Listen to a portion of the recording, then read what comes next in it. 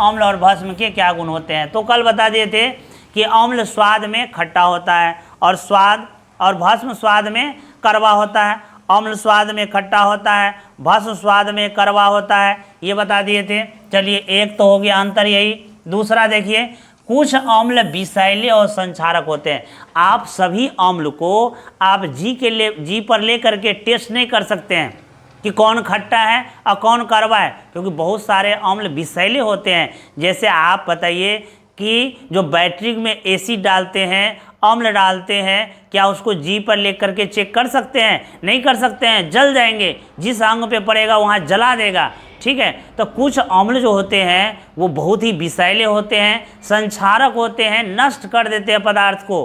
ठीक है, जैसे है कार्बोलिक अम्ल, फिनॉल है, फिनॉल जिससे आप सफाई वफाई करते हैं घर का।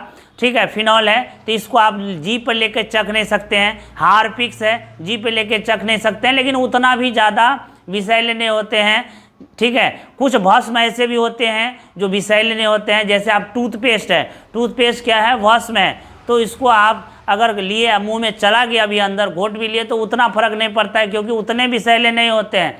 लेकिन कुछ अम्ल और भस्म ऐसे होते हैं जो बहुत ही विषैले होते हैं, जैसे सोडियम हाइड्रोक्साइड NaOH, ये बहुत ही विषैले होते हैं। ठीक है, इसे KOH, ये भी बहुत विषैले होते हैं। इसी तरह से आप देखिए हाइड्रोक्लोरिक अम्ल बहुत विषैले होते हैं, H2SO4 बहुत विषैले होते हैं, HNO3 बहुत विषैले होते हैं।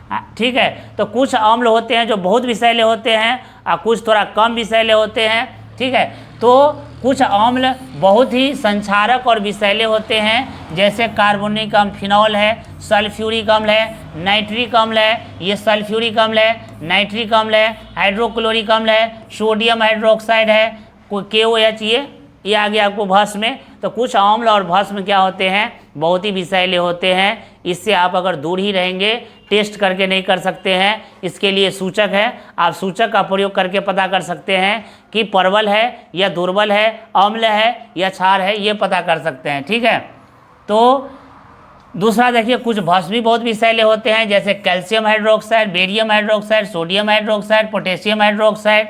अब देखिए, जैसे टूथपेस्ट की प्रकृति क्या होती है? अभी बता दिए, भास्मिक होती है, भस्म होता है। और देखिए ये भी पूछता है कि शुक्र ग्रह का वातावरण कैसा होता है? तो शुक्र ग्रह का वातावरण हल्के पीले रंग के होते हैं, क्योंकि वहाँ सल्फ्यूरिक अम्ल के बादलों से घिरा हुआ है। ये जो शुक्र ग्रह है, इसके चारों ओर कौन है?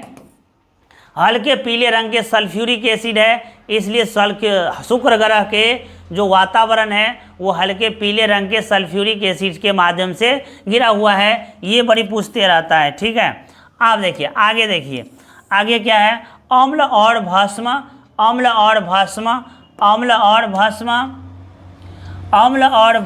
धातु से अभिक्रिया करके हाइड्रोजन गैस देता है। अम्ल मान लीजिए HCl है और ये धातु से अभिक्रिया करेगा Na, सोडियम धातु से अगर HCl अम्ल अगर अभिक्रिया करता है तो ये क्या देता है? हाइड्रोजन गैस, यानी लवण और हाइड्रोजन गैस दे देता है। इसी तरह से मान लीजिए एक और ले लेते हैं, मान लीजिए पोटेशियम है, HCl है, कोई धातु पोटेशियम है, ये बना लेगा आपको KCl और हाइड्रोजन गैस दे देता है। तो अगर अम्ल धातु से अभिक्रिया करके हाइड्रोजन गैस देता है, ठीक है, अम्ल धातु से अभिक्रिया करके कौन सा गैस? हाइड्रोजन गैस देता है। इसी तरह से अम्ल धातु के कार्बोनेट और बाइकार्बोनेट से अभिक्रिया करके कार्बन डाइऑक्साइड गैस देता है। ठीक है, अम्ल मान लेते हैं कि कोई HCl है, ठीक है, और ये धातु के कार्बोनेट होता है Na2CO3। ठीक है, अगर ये अम्ल धातु के कार्बोनेट से अभिक्रिया करेंगे तो ये बना लेंगे आपको NaCl और क्या बना लेंगे? कार्बन डाइऑक्साइड, और क्या बना लेंगे? जल बना लेंगे। ठीक है, तो जब अम्ल धातु के कार्बोनेट से अभिक्रिया करते हैं तो ये कार्बन डाइऑक्साइड गैस देते हैं। ठीक है, कौन सा गैस? Carbon dioxide gas. अम्ल धातु से अभिक्रिया करके हाइड्रोजन गैस देते हैं। अम्ल धातु के कार्बोनेट से अभिक्रिया करते हैं तो कार्बन डाइऑक्साइड गैस देते हैं। इसी तरह से मान लीजिए HCl है और एक बाइकार्बोनेट है, यानी HN बाइकार्बोनेट है, तो चलो देते हैं, ठीक है। चलिए पाँचवा देखिए, कह रहे हैं अम्ल और भस्म की अभिक्रिया के फलस्वरूप लवण बनते हैं। अम्ल यानी HCl अम्ल है, NaOH क्या है, भस्म है, NaOH भस्म है। जब ये अभिक्रिया करते हैं तो ये लवण और क्या बनाते हैं, जल बना लेते हैं। जब अम्ल हाइड्रोक्लोरिक अम्ल और सोडियम हाइड्रोक्साइड भस्म अम्ल और भस्म अभिक्रिया करते हैं तो लवण और जल बनाते हैं। चलिए ये भी पॉइंट क्लियर हो गया। आगे देखते हैं, धातु के ऑक्साइड भास्मिक होते हैं। धातु के ऑक्साइड भास्मिक होते हैं और अम्ल से अभिक्रिया करके लवण और जल बनाते हैं, ठीक है। धातु के ऑक्साइड मान लेते हैं NaO है, ठीक है, सोडियम ऑक्साइड है। धातु के ऑक्साइड भास्मिक होते हैं, धातु के ऑक्साइड भास्मिक होते हैं और ये जब अम्ल से अभिक्रिया करता है, धातु के ऑक्साइड जब अम्ल से अभिक्रिया करता है तो ये बना लेते हैं NaCl और बना लेते हैं जल, यानी लवण और जल बनाते हैं। लवण और क्या बना लेते हैं, जल बना लेते हैं। जब धातु के ऑक्साइड भास्मिक होते हैं, अम्ल से अभिक्रिया करके लवण और जल बना लेते हैं, ठीक है। एक और देखते हैं, मान लीजिए कि धातु के ऑक्साइड मान लेते हैं, एक धातु के ऑक्साइड मान लेते हैं कि NaO है, ठीक है, और ये सल्फ्यूरिक एसिड से अभिक्रिया किया तो ये बना लेगा आपको Na2SO4, आप प्लस बना लेगा H2O, आप प्लस बना लेगा कुछ H2O बना लेगा, ठीक है, H2O बना लेगा, यानी NaSO4 और H2O यानी क्या बना लेगा, लवण और जल बना लेता है, ठीक है। जब सोडियम ऑक्साइड यानी धातु के ऑक्साइड अम्ल यानी सल्फ्यूरिक अम्ल से अभिक्रिया करता है तो ये सोडियम सल्फेट और जल बनता है, यानी ये लवण है, ये जल बना लेता है, ठीक है। आगे देखिए, आगे का गुण क्या है, आगे है कि अधातु के ऑक्साइड अम्लीय होते हैं। अधातु के ऑक्साइड क्या होते हैं, अम्लीय। अधातु के ऑक्साइड क्या होते हैं, अम्लीय होते हैं। तो अधातु के ऑक्साइड क्या होते हैं, अम्लीय, ये आपको याद रखना पड़ेगा। अधातु के ऑक्साइड क्या होते हैं, अम्लीय होते हैं। अधातु के ऑक्साइड क्या होते हैं, अम्लीय। चलिए आठवां देखिए, अम्ल जल से अभिक्रिया कर हाइड्रोजन आयन देता है। अम्ल HCl है, जब ये जल से अभिक्रिया करेंगे क्या दे देगा, H+ और Cl- दे देगा।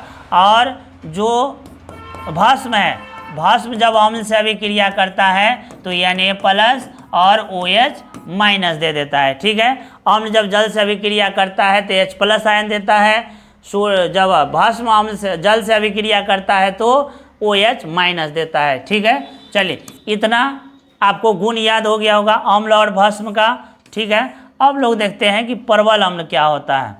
परवल अम्ल क्या होता है, परवल अम्ल यानी वे अम्ल जो जल में घुल करके पूरा H+ दे देता है। वे अम्ल जो जल में घुल करके पूरा हाइड्रोजन आयन यानी H+ दे देता है, उसको कहते हैं परवल अम्ल। जैसे HCl, ये पूरा H दे देता है जल में घुलकर। जब ये आप जल में डालेंगे H+ और Cl- पूरा टूट जाएगा।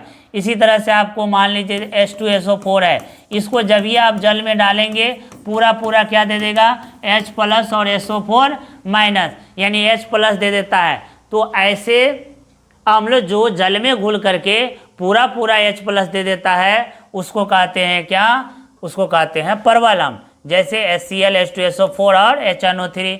दुर्बल अम्ल किसको कहेंगे, वे अम्ल जो जल में घुल करके पूरा H+ नहीं देता है, आंशिक रूप से देता है, यानी कुछ देता है कुछ बचले रह जाता है, ठीक है, उसको कहेंगे क्या, उसको कहेंगे दुर्बल अम्ल।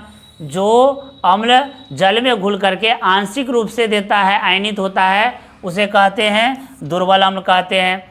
इस तरह से जैसे है H2CO3, जब ये इसको जल में घोलेंगे H2CO3 तो ये दे देगा H+ और HCO3 दे देगा, ठीक है। यानी पूरा H+ नहीं देता है तो दुर्बल अम्ल। जैसे एसिटिक अम्ल है, पूरा H+ नहीं देता है तो ये दुर्बल अम्ल है, ठीक है। और एसिटिक अम्ल का हम लोग प्रयोग सिरका में भी करते हैं, अचार बनाने में भी करते हैं। उसी तरह से बोरिक है, बोरिक अम्ल है, सल्फ्यूरस अम्ल है, ये सब क्या है, दुर्बल अम्ल है।